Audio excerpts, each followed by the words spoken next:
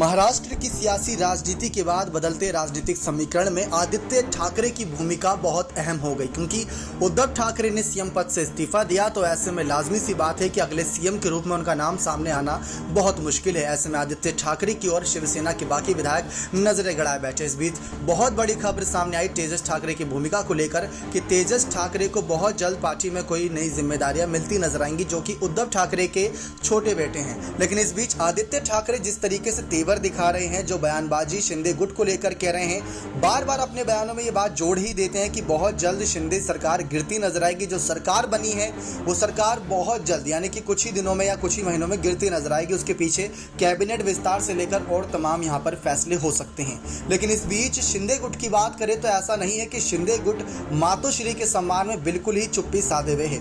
उन्होंने आदित्य ठाकरे पर निशाना जमकर साधा था। दरअसल दीपक केसरकर ने आदित्य ठाकरे, संजय राउत और साथ ही साथ शरद पवार को भी अपने बयान के दौरान निशाने पर लिया था। उन्होंने साफ कह दिया था कि आदित्य ठाकरे अभी भले ही कुछ बातें करते नजर आ रहे हैं, लेकिन इतने परिपक्व नहीं हुए हैं राजनीति में कि वो किसी पर भी ऐसे आरोप लगा दे या किसी पर भी ऐसे ही बयानबाजी करते नजर आए। तो एक तरीके से देखा जाए तो आदित्य ठाकरे भले ही कोई भी बयानबाजी करते हैं, उसके पीछे तर्क भी देते हैं, लेकिन शिंदे गुट उसको अभी चुपचाप सुनना है और अपने कामों से जवाब देता नजर आएगा। ये बात खुद एकनाथ शिंदे ने कही थी जब उद्धव ठाकरे का इंटरव्यू सामने आया था। तो उद्धव ठाकरे ने एक के बाद एक बागी विधायकों पर निशाने साधे थे।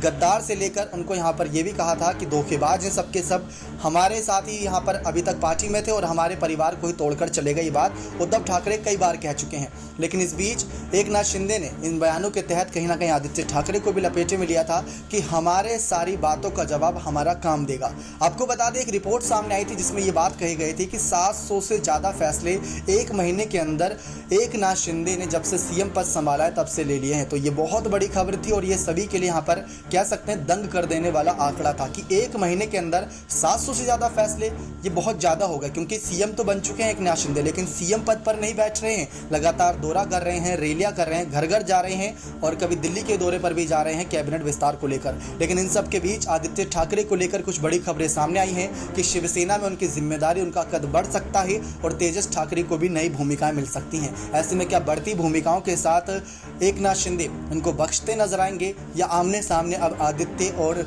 एकनाथ शिंदे होंगे जो एक दूसरे के खिलाफ बयानबाजी करेंगे? देखना यही दिलचस्प है कि एकनाथ शिंदे खुलकर कब यहाँ पर उद्धव ठाकरे के परिवार पर बातचीत करते हैं और शिवसेना को लेकर बातें रखते हैं। नेक्स्ट 9 न्यूज़ रूम की रिपोर्ट।